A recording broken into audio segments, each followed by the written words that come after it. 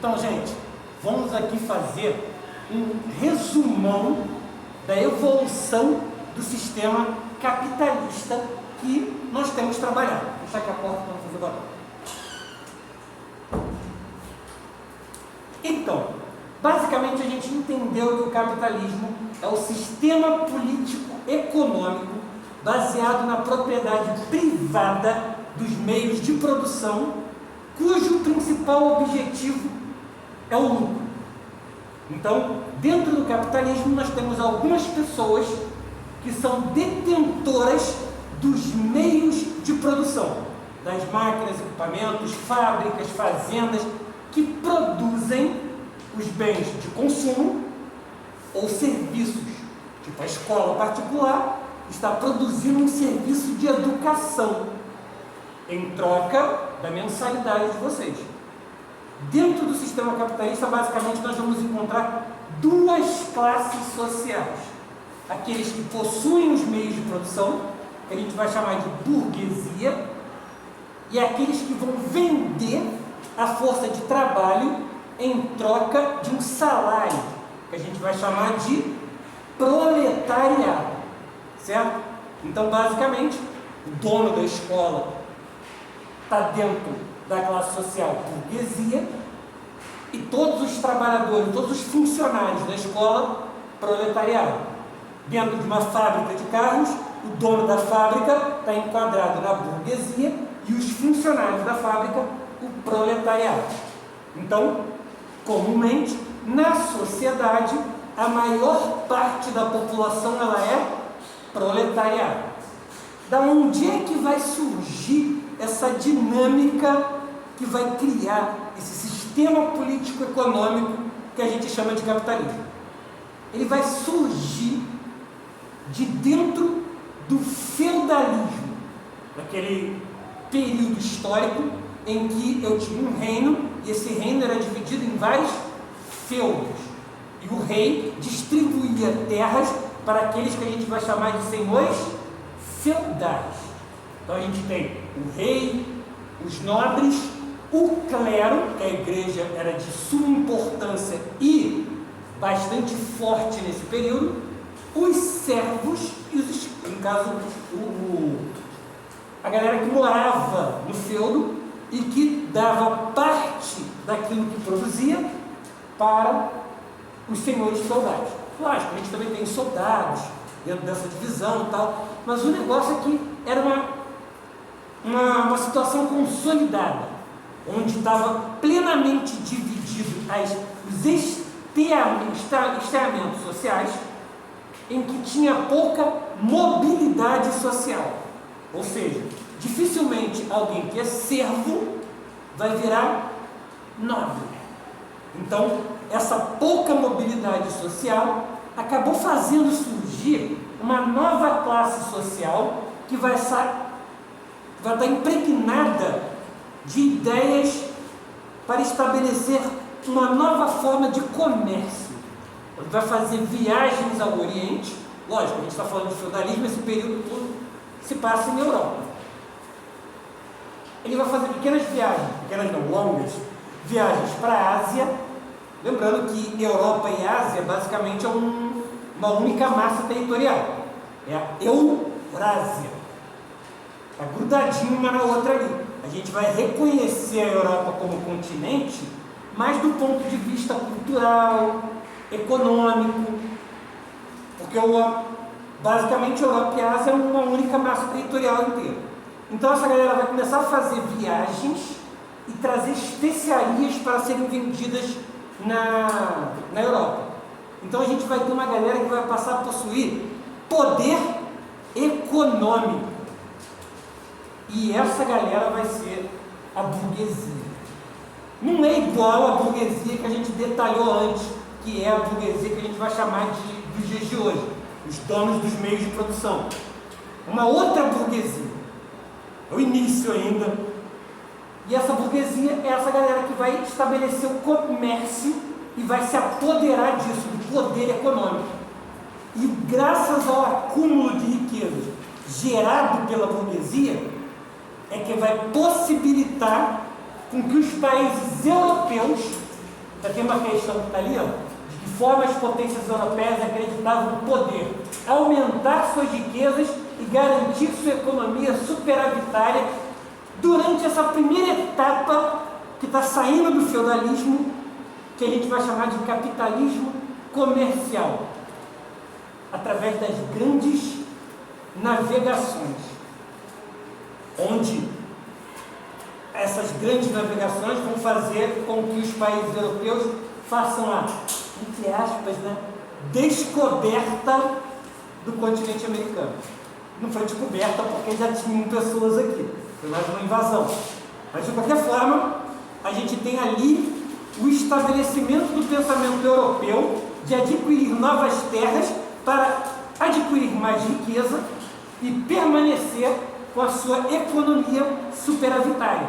Porque a partir do momento que ele faz colônias existirem, vai extrair riquezas destas colônias, como é o caso de Portugal e Brasil, certo?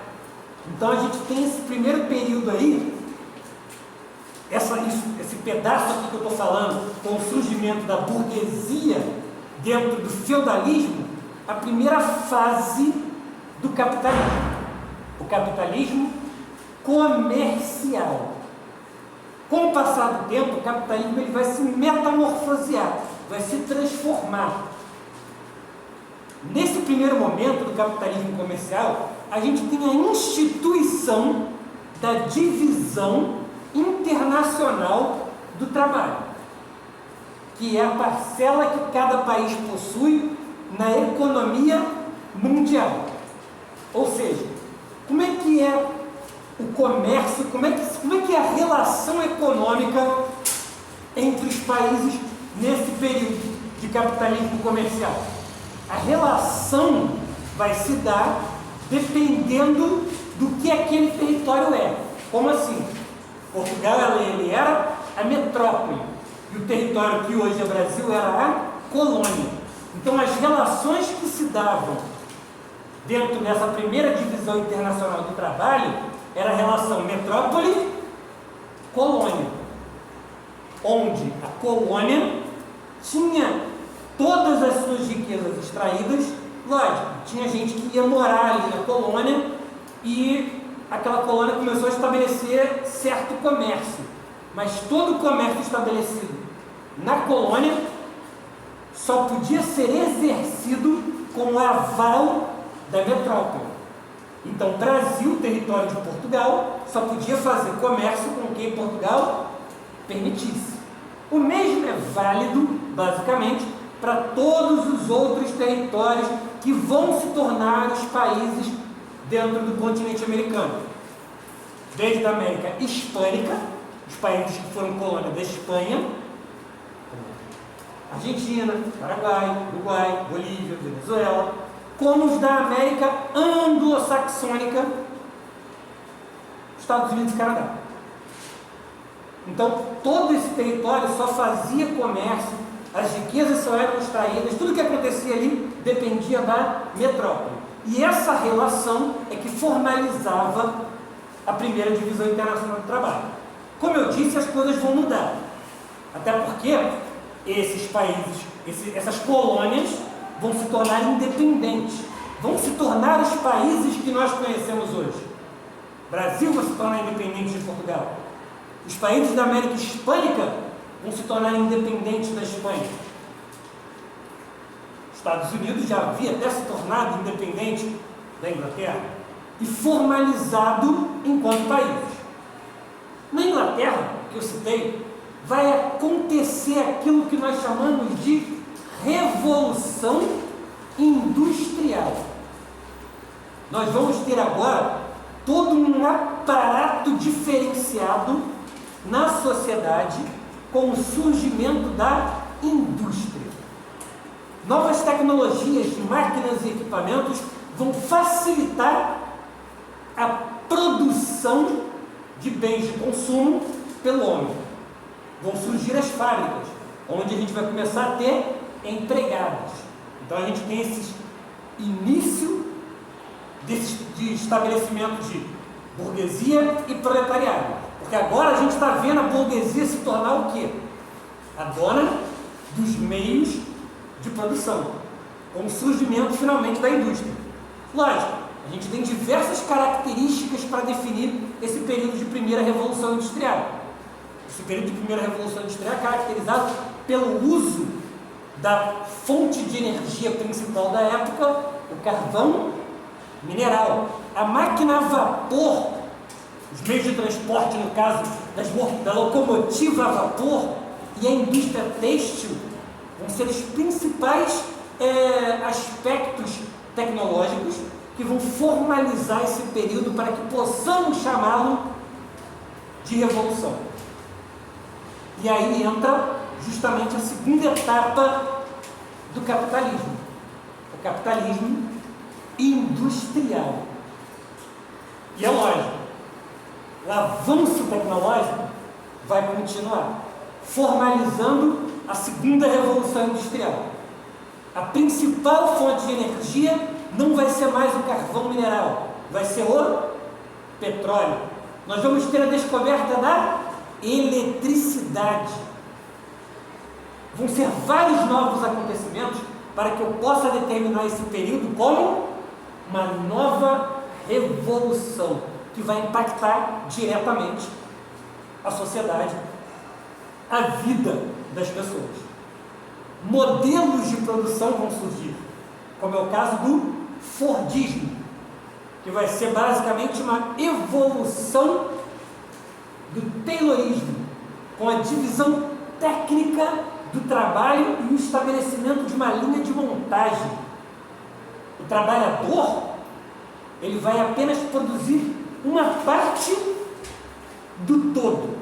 Ele não vai produzir um carro sozinho, uma cadeira sozinho, um liquidificador sozinho. Ele vai ser contratado para uma especialidade, para uma especificidade. Ele vai trabalhar produzindo uma única parte do produto, na divisão técnica do trabalho. Não confundir com divisão internacional do trabalho, que, aliás, nessa nova fase do capitalismo, se transformou, porque a gente não tem mais metrópole e colônia. A gente vai ter países desenvolvidos e países subdesenvolvidos, países industrializados e países ainda não industrializados. E isso vai continuar avançando, a ponto da gente chegar no momento que nós vivemos hoje, com países industrializados, desenvolvidos, países industrializados emergentes, dos quais, inclusive, os principais formam o grupo que a gente conhece como BRICS.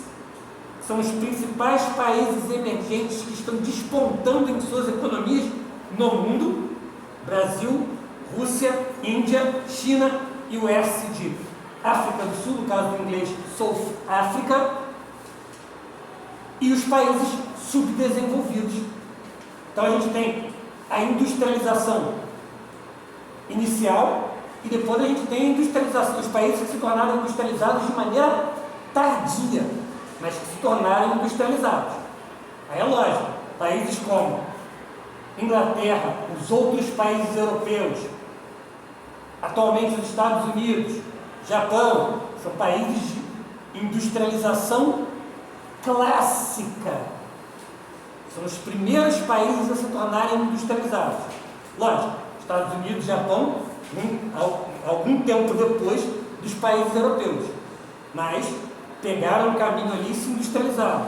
Países como o Brasil têm uma industrialização tardia, mas que, quando teve, também foi acelerada, mas não chegou ao nível e patamar tecnológico de Estados Unidos, Japão, Inglaterra, com as empresas que nós possuímos hoje, que ultrapassaram as fronteiras que dominam basicamente o mundo. São as chamadas empresas transnacionais, empresas que atuam fora do seu país de origem. Basicamente, dentro da nova divisão internacional do trabalho, os países mais pobres, não industrializados, subdesenvolvidos, eles vão ser responsáveis por estarem vendendo principalmente matéria-prima e produtos agrícolas, e são compradores de produtos industrializados. Os países emergentes, eles também vão vender matéria-prima, produtos agrícolas, mas eles têm uma tecnologia, uma industrialização de uma baixa e média tecnologia. Já os países desenvolvidos, industrializados, eles vão ser responsáveis basicamente, vender produtos industrializados de alta tecnologia para tudo quanto é parte do mundo, que vai desde smartphones, a videogames, a carros, televisores, tudo quanto é produto de alta tecnologia, basicamente é desenvolvido dentro dos países desenvolvidos. E é lógico, aqueles com as marcas mais famosas atualmente, de Nike, com tênis de não sei quantas bolas, não sei o que tem dinheiro a balde para pagar astronômicos salários para aqueles que vão fazer o marketing daquela empresa, como colocar um jogador de basquete famoso para fazer um comercial da Coca-Cola, pagar um salário astronômico para aquele cara através do contrato que ele tem para aparecer num comercial bebendo Coca-Cola durante 2 minutos. Mas isso mostra o poder das transnacionais. Algumas delas, inclusive, que produzem mais dinheiro do que o PIB, o Produto Interno Bruto, de diversos países ao redor do mundo. São empresas poderosíssimas que representam basicamente o que a gente tem de ideia do capitalismo. O capitalismo, ele vai sair desse capitalismo industrial, vai ter a formalização e a criação de bancos que vão se mesclar a indústrias, onde a gente vai poder comprar ações de indústrias. A gente vai entrar no que a gente chama de capitalismo financeiro. E é lógico, o avanço tecnológico vai fortalecer ainda mais a ideia de capitalismo. Por isso que vão surgir ideias como o neoliberalismo econômico. Vamos falar para o governo, no caso do Estado com letra maiúscula, forma como a sociedade se organiza politicamente e cria o governo. Basicamente, o presidente é o quê? O chefe de Estado. O neoliberalismo, ele quer que o governo, que o Estado, ele se intrometa o mínimo na economia de um país, fazendo com que as empresas privadas tenham liberdade, onde elas possam estar comercializando entre si, sem interferência de governo, sem interferência de nada, sem impostos gigantescos, sem protecionismo que muitos governos fazem para proteger as indústrias do país deles, No caso, aumentar os impostos sobre os produtos de empresa do país dos outros, para que a população compre os produtos da minha empresa que é nacional. É uma forma de proteger a empresa nacional. Então, não tem que ter protecionismo, o governo não tem que se meter enfiando imposto, dificultando a vida do empresário. Isso é o neoliberalismo econômico.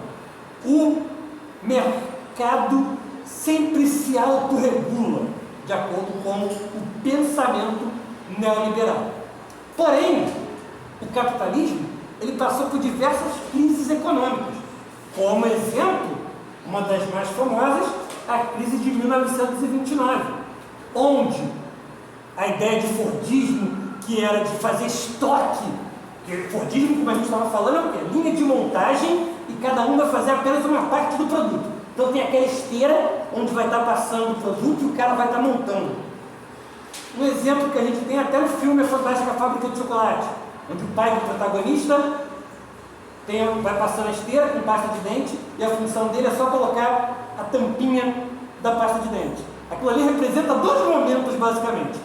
Isso que é o Fordismo, essa divisão técnica do trabalho, ele só tem uma única tarefa repetitiva, e aquilo ali está fazendo estoque, Está passando aquele monte de pasta de dente, está fazendo um monte de pasta de dente para colocar no mercado. e depois vai estar mostrando o avanço da tecnologia no momento que a gente vai chamar de toyotismo, que é a revolução técnica, científica, informacional, onde a gente vai ter robótica, nanotecnologia, informática, onde ele vai ser substituído por uma garra robô. Uma máquina vai passar a tampar as pastas de dente e ele vai ser demitido. Isso é o que a gente vai chamar de desemprego estrutural. Mas voltando à crise de 1929, produziu-se demais, então digamos que a porrada de pasta de dente, um estoque gigantesco de pasta de dente, e não tinha para quem vender. Quando eu tenho demais o produto no mercado e a procura é baixa, a tendência do preço daquele produto é cair, que é para ver se vende. E em 1929, o preço de diversos produtos caíram, porque não estava vendendo, era estoque demais, gente com muito material travado, e é lógico, alguns desses materiais, essas coisas que eles fizeram demais e não tinha mais para quem vender, a gente tem um avanço da tecnologia. Muitas daquelas coisas vão se tornar obsoletas. É um filme do Will Smith, Em Busca da Felicidade. Ele compra um monte de máquina, acho que é raio-x, e naquele início, né, ele vai vendendo pra caramba, até que não tem mais mercado para vender aquilo. O dinheiro dele está na máquina. Se ele não vender, ele não tem retorno. Então aquilo ele tem encalhado. E isso gerou diversas fábricas. Agora imagina fábricas. Ele, aquilo ali é no caso do Will Smith do filme, ele é uma pessoa que investiu em um monte de máquinas daquela. Agora você imagina empresas que investiram em produtos que não venderam. Perderam tudo. Foi uma crise gigantesca em 1929. Aí entra uma teoria contrária à ideia neoliberal, que é o keynesianismo. Ideia de John Keynes, que é o quê? O mercado, ele precisa da intervenção do governo, do Estado. O Estado ele tem que atuar junto com o mercado, para justamente nesses períodos de crise que vira e mexe o capitalismo possui, o Estado interferir e auxiliar. No caso, a população precisa estar pagando impostos para, quando houver necessidade, o Estado poder intervir e ter de onde tirar dinheiro para fazer essa intervenção, para não deixar o mercado cair, o preço das coisas diminuírem. A exemplo a gente tem de Brasil, quando o mundo estava parando de comprar o nosso café e o mercado interno, ou seja, os brasileiros, não iriam estar consumindo tanto café. Foi inclusive por conta da crise de 1929. Na época, Getúlio Vargas, presidente, em 1930, o que ele fez? Comprou o café e mandou queimar. Destruiu o café para o preço do café parar de cair no mercado interno. Ou seja, isso é intervenção do governo, diretamente. É uma ideia aí keynesianista. Então, que a gente tem dois momentos aí. Sabemos também que temos críticas ao capitalismo. E um dos principais críticos do capitalismo é o alemão Karl Marx. Principalmente nas suas obras, o Manifesto do Partido Comunista e o Capital, Marx, ele criticou o capitalismo dentro da ideia de burguesia e proletariado, onde ele vai falar que o proletariado, o trabalhador, ele sofre de uma alienação. Ele não percebe que está sendo explorado. Explorado em que sentido? No sentido que ele vai chamar de mais-valia. E o que é isso? É o excedente financeiro que o trabalhador produz com o seu trabalho, que o trabalhador não recebe. É o cara trabalhar num carro que custa 100 mil, ajudar a fazer 40 carros por mês que custam 100 mil reais, e o salário dele, mensalmente, ser 4 mil. E todo o excedente de dinheiro que ele ajudou a fazer em carros que custam 100 mil é do patrão, é do burguês, que ele vai usar para pagar, lógico, as despesas da fábrica, luz, manutenção da máquina, o salário de todos os funcionários. Mas de qualquer forma, quem está produzindo é o trabalhador, e o trabalhador ele recebe uma parcela muito pequena daquilo que ele produz. O excedente de trabalho gerado, aliás, o excedente de financeiro gerado pelo trabalhador através do seu trabalho, o Marx vai chamar de mais-valia. E ele vai falar que o trabalhador ele é influenciado ideologicamente para não perceber que está sendo explorado. Assim sendo, o trabalhador, dessa maneira que ele está sendo explorado e alienado, o Marx vai falar que isso é culpa da ideologia capitalista formada na sociedade, e que para que isso seja extinto, o governo deve tomar as rédeas através de uma revolução do proletariado, onde o proletariado vai passar a ser o Estado, e aonde o Estado vai ser o dono dos meios de produção. Dono não, né? Porque os meios de produção, segundo a ideia de Marx, é que eles sejam coletivizados, ou seja, todo mundo, basicamente, é dono dos meios de produção, e a produção é para a sociedade, onde todo mundo vai estar trabalhando basicamente para o Estado, e esse Estado vai ser o administrador dos meios de produção e da produção. Isso vai ser o que o Marx chamou de socialismo. E ele vai dizer que, depois de um tempo vivendo no regime socialista, iríamos atingir o comunismo. O comum a todos é a extinção de Estado. A gente não vai precisar mais do Estado administrando nada. Todas as coisas vão estar fluindo de uma maneira coletiva na sociedade. Certo? O momento em que a gente tem a tentativa de que o socialismo seja aplicado na vida real é durante a Revolução Russa de 1917, quando está acontecendo a Primeira Guerra Mundial. Revolução Russa essa que vai transformar em 1922, com a Primeira Guerra Mundial já acabada, no primeiro país socialista do mundo, a União das Repúblicas Socialistas Soviéticas. A União Soviética vai se tornar uma das maiores potências do mundo e vai entrar em rivalidade com os Estados Unidos no período que a gente conhece como Guerra Fria, que é o período depois da Segunda Guerra Mundial. A Segunda Guerra Mundial vai acabar em 1939 e a Guerra Fria vai durar desse final da Segunda Guerra Mundial até 1991. É chamado de Guerra Fria porque Estados Unidos e União Soviética não entraram numa guerra direta.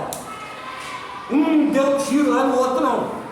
A Guerra Fria foi uma guerra ideológica entre capitalismo e socialismo. Não é que não teve derramamento de sangue, teve. Muitos conflitos aconteceram em nome ou dos Estados Unidos ou da União Soviética. Revolução Cubana, Guerra da Coreia, Guerra do Vietnã, e as consequências estão aí até hoje.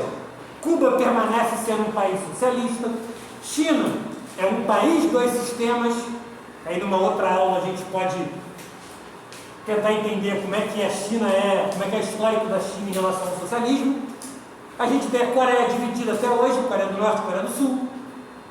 Foram todos elementos criados durante esse período de Guerra Fria, em nome de Estados Unidos ou de União Soviética, de capitalismo ou de socialismo.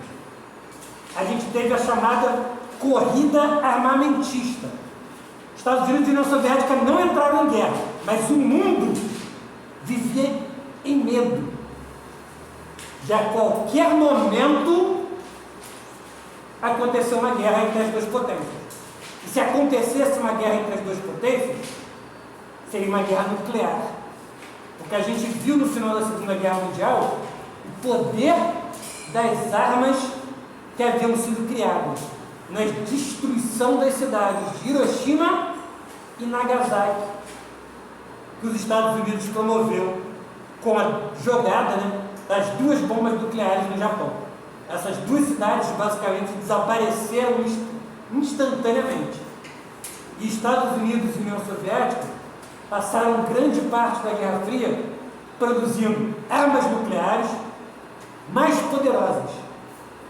E o medo era gigantesco das duas potências entrarem em guerra e se destruírem. Era um medo, e o mundo vivia em tensão constante. A Guerra Fria ela vai terminar